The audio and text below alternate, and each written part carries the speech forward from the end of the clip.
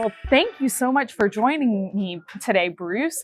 I thought we could go ahead and just start with a really fun, easy question.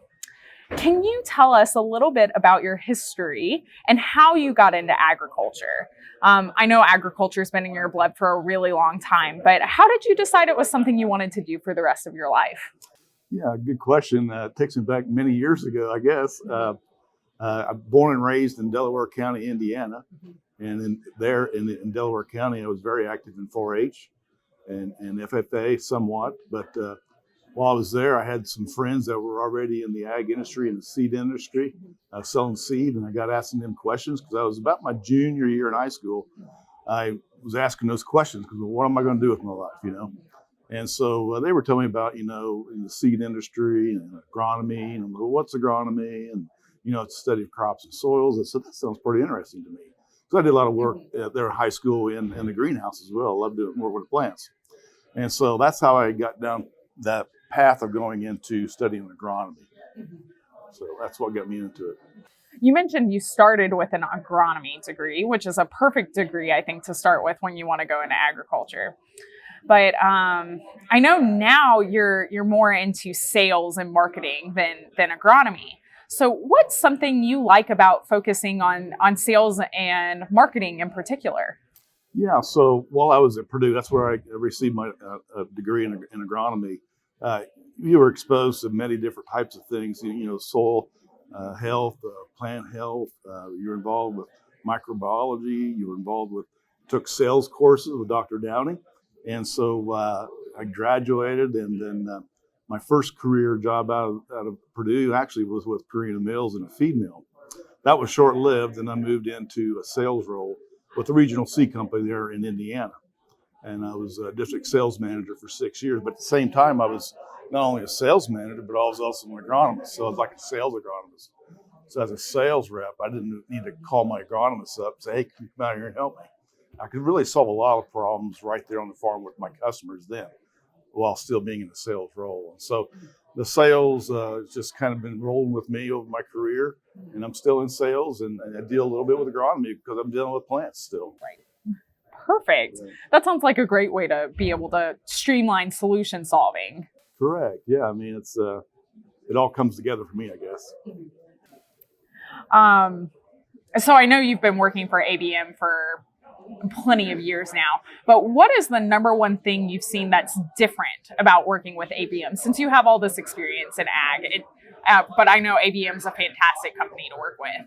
Yeah, and so prior to ABM, like I said, it was 16 years with a regional seed company. And so, we parted ways there, and then ended up landing with ABM Advanced Biological Marketing based there in Van Wert, Ohio. And what I found with ABM, I'm not only working for just one seed company, I get to work with all the seed companies. And so, and it's a great place to be in, I think, because I'm pro seed company, and I enjoy working with the various types of seed companies out there. So one thing I really know about ABM is that ABM really focuses heavily on biological seed solutions, which is awesome.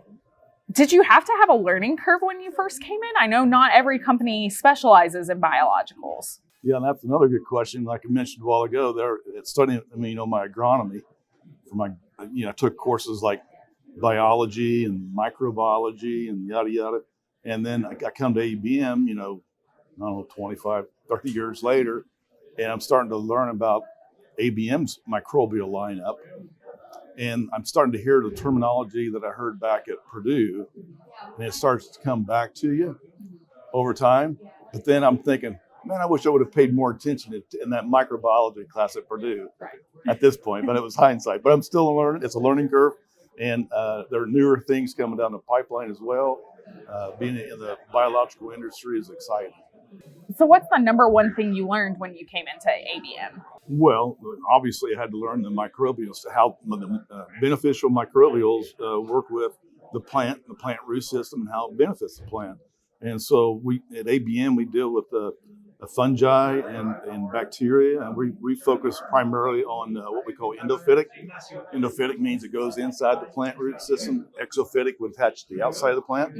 Make sense? Yes. And so that's what we focus on. So I had to learn that interaction between a fungi and going inside the plant, and what biochemical transfer of information is going between that microbe that you and I can't even see. What's it doing inside the plant that helps change that plant to perform better? So with that, I mean, I asked what the number one thing you learned is, but I feel like there are a lot of misconceptions out there about biological seeds, right? Seed solutions right now. So have you heard any of these misconceptions when working with customers? And if so, what is the most common misconception you hear? Yes, so again, that's another learning curve that I've had to learn about, and I've learned to ask a lot more questions when I'm talking to a grower or an ag retail or a seed company. I remember vividly, it's probably about 3 years ago. I work out of my home. I was in my office, and I get a phone call from a farmer up in Michigan. He says, "Bruce, I'm going to be using this product. I'm going to call it ABC because I don't remember what it was. Biological on my seed this year." I said, "Okay, I've never heard of that. I'm right here in front of my computer. Let me Google it." Okay. And so I Googled it and I said, "Let me find the label." And so I go back and I find the label, that product bio, ABC, whatever it was. And I'm reading through the label and the active ingredients, and there wasn't any living organisms in it. And so he had the misconception that it was more or less a food source for microbials, but no microbials. And so for me, it's an educational thing, working with my customers or working with farmers directly over the phone or in meetings, is to educate them. They need to be able to read and understand the labels of products that somebody's trying to sell them, so that they have a full understanding of what they're looking to purchase in the marketplace. There's a lot of mom and pop startups in the biological world, and they have a lot of terminology. So I always encourage everybody, if you're looking at something, look at that label. What you want to look at is look at the actives. You want to see long scientific names of a microbial, okay? Trichoderma harzianum or Trichoderma atroviri, things like that. You want to look at the concentration levels of those microbials. You want to look at the application rate. How much am I going to be applying? So that's the things I educate growers and my customers to look at when they're looking at purchasing, whether it's my product or my competitor's product. Just know what you're buying.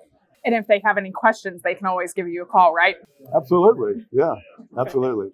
So with that, I mean, we've talked about you hearing misconceptions and having to Google them, but are y'all actively working to try to combat these misconceptions? And if so, how?